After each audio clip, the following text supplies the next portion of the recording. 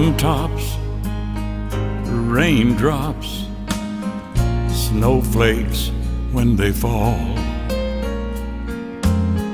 a baby's cry, your hazel eyes, a night train's lonely call.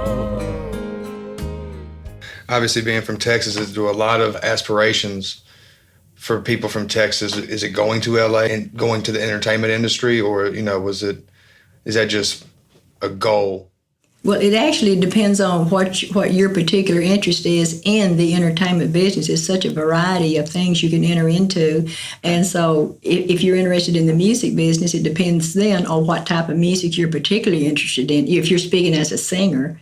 And then if you want to country music, well, of course, you head right to Nashville. Well, you did in those days when Ray was starting out.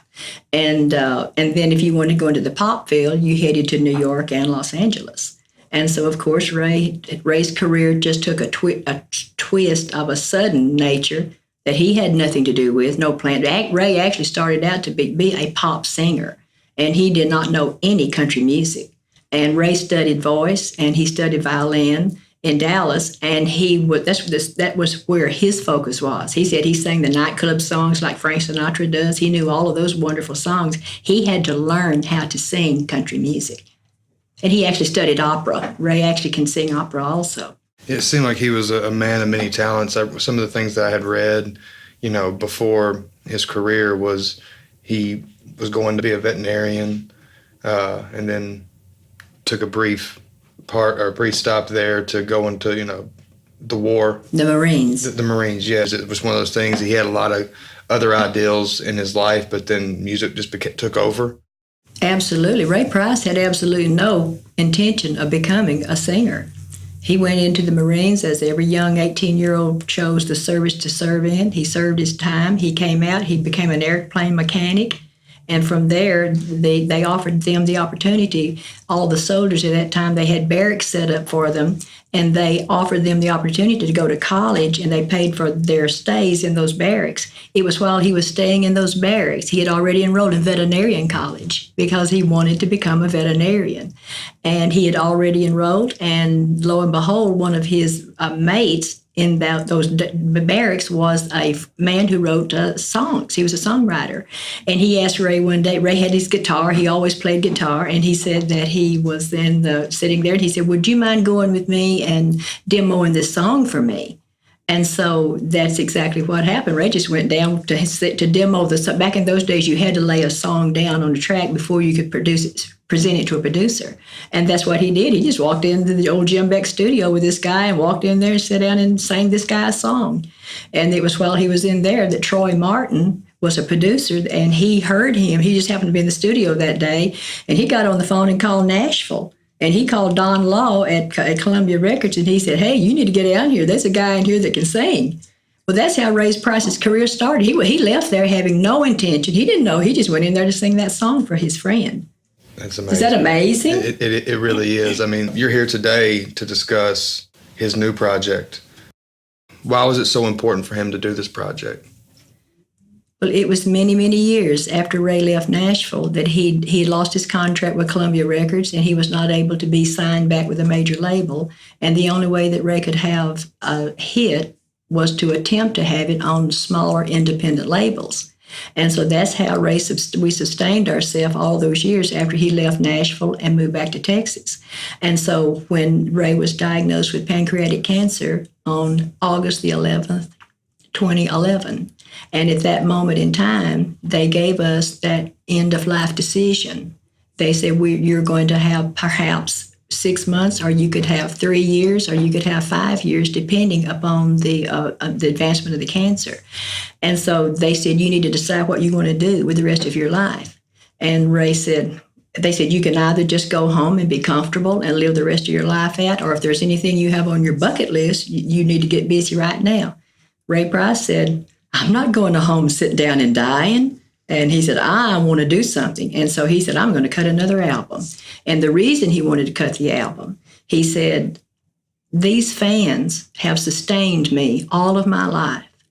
He loved his fans. Ray Price was not a like my fans. Ray Price had an endearment for his fans. And he said, I want to leave them one last album if I can possibly make it through it. So he picked up the phone and called his old friend Fred Foster, the producer, and Fred Foster called Bergen White, the arranger, and Bergen White got together the top-notch first-class musicians in Nashville.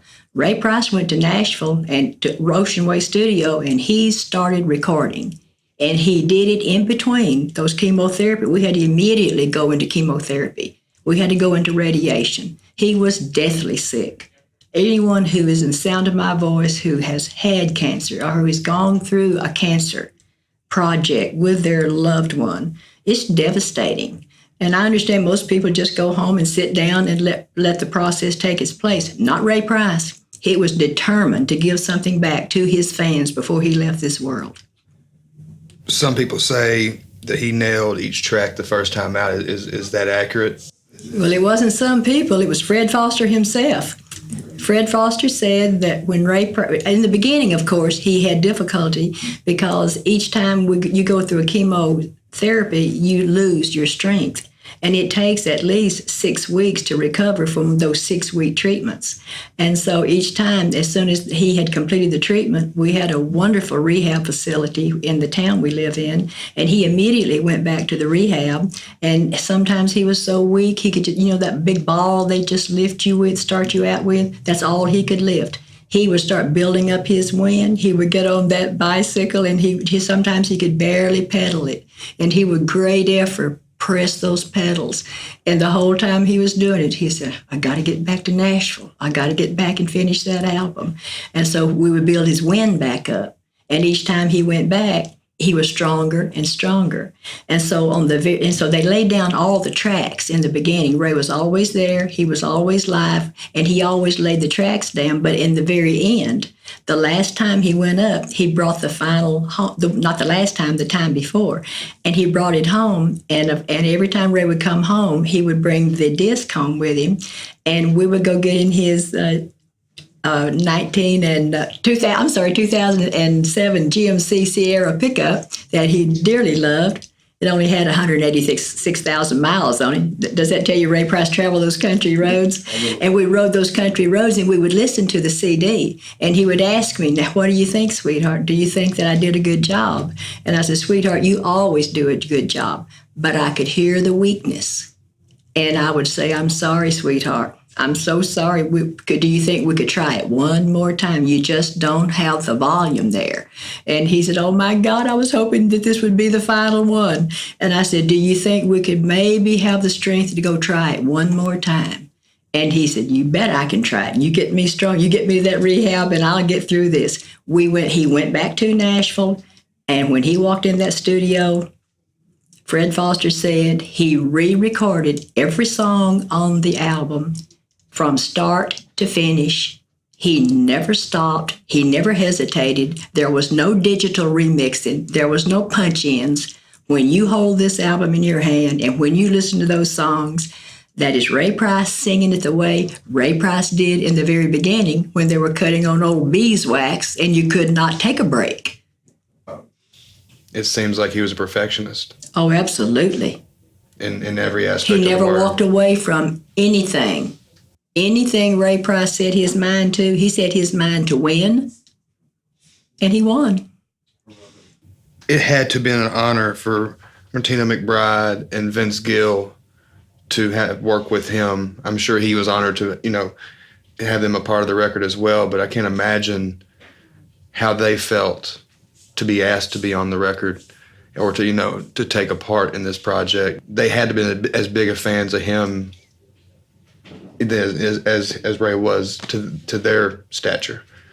Vince Gill said that he had learned to sing harmony listening to Ray Price sing harmony with himself. And he said it had always been his dream to be able to sing harmony with Ray Price. But he said I was too embarrassed and too shy to ever approach him or ask anyone to allow me to do it.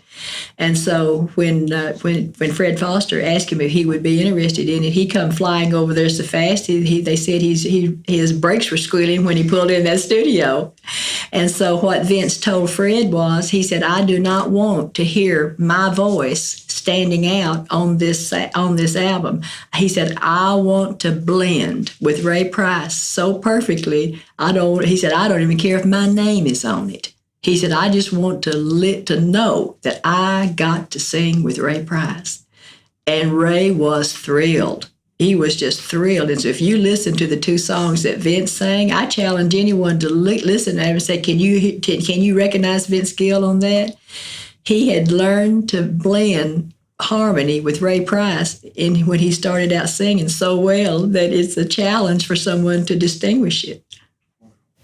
Well, Janie, it's been an honor, truly an honor to have met you and to have been blessed to be able to give an interview with you about your husband. The stories you've told have been humbling, to say the least. I want to thank you for your time. I look forward to a very successful project together.